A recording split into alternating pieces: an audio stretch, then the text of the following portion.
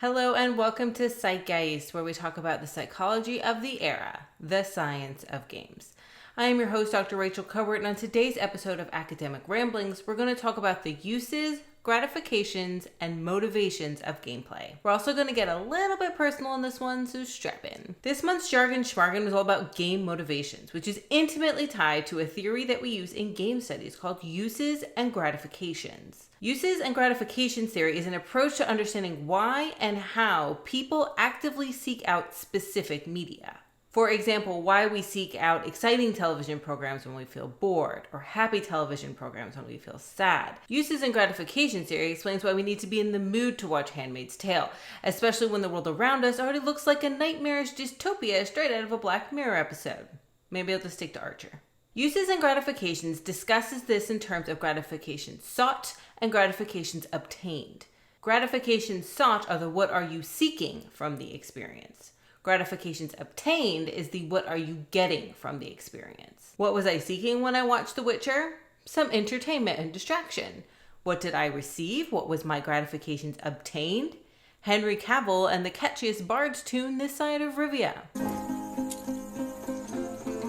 Toss a coin to your witcher, O Valley of Plenty. That was a win. A uses and gratification approach highlights how we are active participants in seeking out the media that we consume. And this is driven by our motivation to obtain certain needs and certain goals. Now, when it comes to games, uses and gratifications have historically been used quite often in literature. These ideas provide a foundation for later motivational work, like Yee's original work, as well as what he's done with Quantric Foundry. For more on that, check out the Jargon Schmargon on play motivations. Now, over the last decade or so, we've seen a shift away from strictly a uses and gratifications approach and towards a more multi-dimensional approach, including self-determination theory and the motivational models created by Nick Yee and his colleagues. While uses and gratifications, the work of Quantric Foundry, and self-determination theory are all motivational in nature, they aim to explain our motivations for preferring certain kinds of media or certain kinds of game experiences. Self-determination theory is perhaps the most simplified theory, as it posits that all of our motivations can fall into three buckets: competence, autonomy, and relatedness.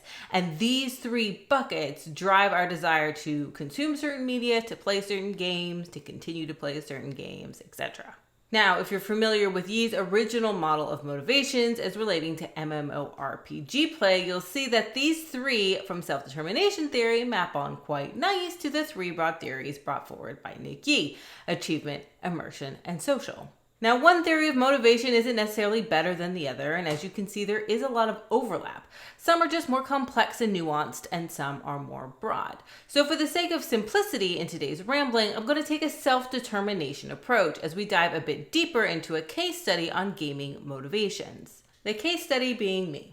I thought that telling you a bit about myself and my journey with games could help illustrate the relationship between uses and gratifications, gratifications sought and gratifications obtained, and how games can be effective tools from a self-determination approach for providing a sense of autonomy, competence, and relatedness. So thinking about play motivations, uses and gratifications, self-determination theory, it got me thinking about my own relationship with games, and in particular, the era in my life in which I was playing a lot of World of Warcraft. I've told this story before, but one of the primary drivers, the reason I got into the work that I do today, is because of my relationship with World of Warcraft. The TLDR, as I was doing my master's, I was training to become a clinician, and in the process of that, I was doing a lot of therapeutic sessions with parents who were expressing concern about their children's World of Warcraft play. And at the time, I was playing a lot of World of Warcraft, and after seeing 3 or 4 couples coming in saying, we're really concerned that this is having a detrimental effect on our children, I started worrying that World of Warcraft was having a detrimental effect on me. But at the time, there was little to no research. Nick Yee, of course, was at Stanford. He had published a couple of papers. This was about 2008. But game studies wasn't really a research field, especially not what it is today. And that's what motivated me really to pursue a research-based PhD in game studies. Now, World of Warcraft came to me at a time when my life was quite challenging. I was in what I can now see was a not great, maybe somewhat toxic romantic relationship. My parents were freshly divorced. They were both in their own challenging recoupling relationships, one that eventually led to marriage, one that eventually led to disaster, which was an increased source of anxiety and stress. I was in the final year of my bachelor's program at the University of Texas at Dallas, which was another source of stress. Now, as I was finishing my bachelor's degree, I was applying to graduate programs and I was grappling with which program to do. They were both out of state. It was kind of just, a perfect storm of lots of things happening at once. So you know what I do when lots of things are happening at once? I had another thing. And that's when I started playing World of Warcraft. Now, to be fair, my brother, I have an older brother, had been trying to get me into it for a significant amount of time. And I kept saying, I don't have time. But as my degree was wrapping up and summer was coming, I had time. And I guess I needed an escape, a positive escape from everything that was going on around me. And enter World of Warcraft.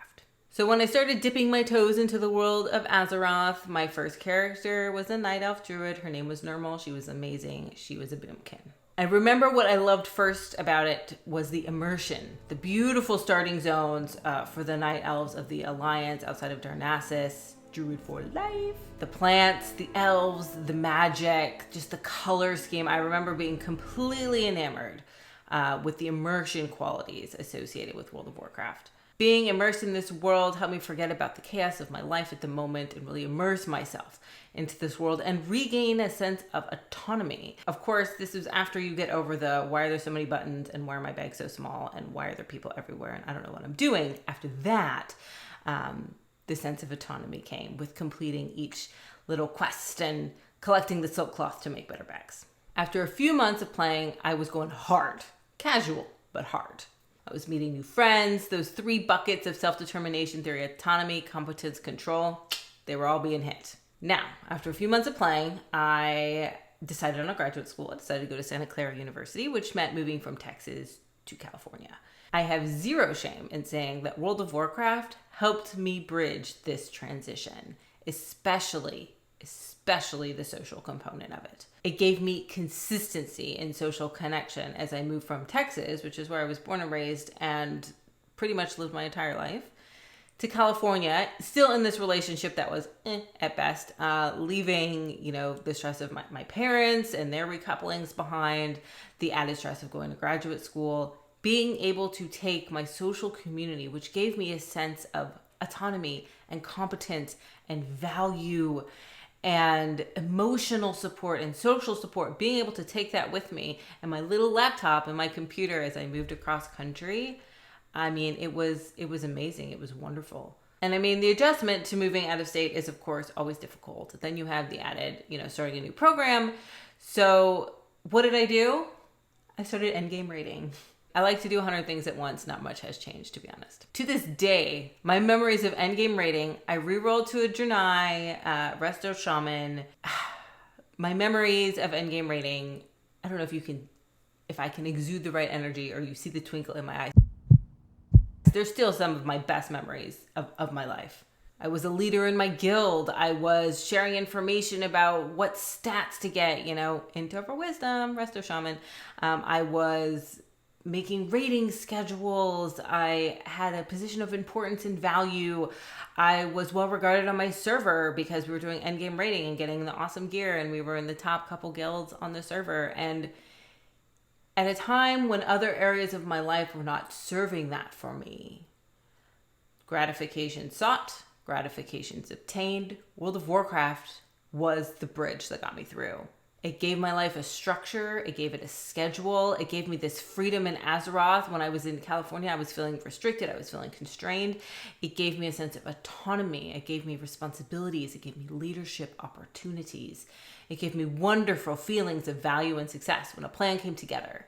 And it gave me a family. I mean, it really, everyone who's played World of Warcraft or MMOs for an extended period of time, I know you feel me.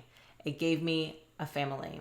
There is a quote, people say that their online friends are as real or more real than their real life friends.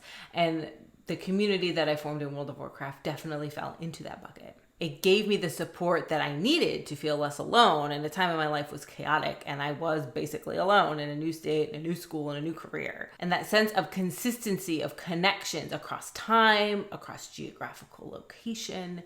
I mean, the power of games and the power of technology.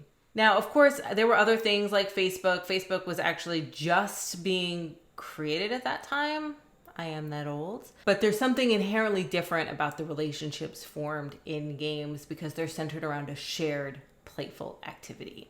And that shared playful activity kind of kickstarts and emotionally kickstarts the relationships that we form. And that is why relatedness is such a strong component, one of the three in self-determination theory, that is satisfied through playing games, because these relationships are created and bolstered through shared playful activities. These uses and gratifications, motivations for play, gratifications sought, gratifications obtained, I do think they were magnified by the fact I was going through a difficult period in my life, and this is supported by research that has found that when going through difficult periods in our lives, online communities can provide a bolstered sense of relatedness and stress relief and emotional support, though we are experiencing these things, autonomy, competence, control, every time we pick up the controller, in good times or in bad. I think it can be really helpful to think about these play motivations in the context of real world experiences, in the context of our lives in which we are experiencing these games. I mean, I don't want to go back to Animal Crossing, but you know how I feel about Animal Crossing during COVID quarantine. It was the right concoction of autonomy, competence, and relatedness at a time in which the world was feeling lower autonomy, competence, and relatedness. For those who are wondering, yes, I did endgame raid throughout my entire master's, but I graduated with honors and went on to get a PhD. So see, Mom, it didn't ruin my life. If you like this video and want to see more, please like and subscribe. And until next time, be excellent to each other and always cite your sources.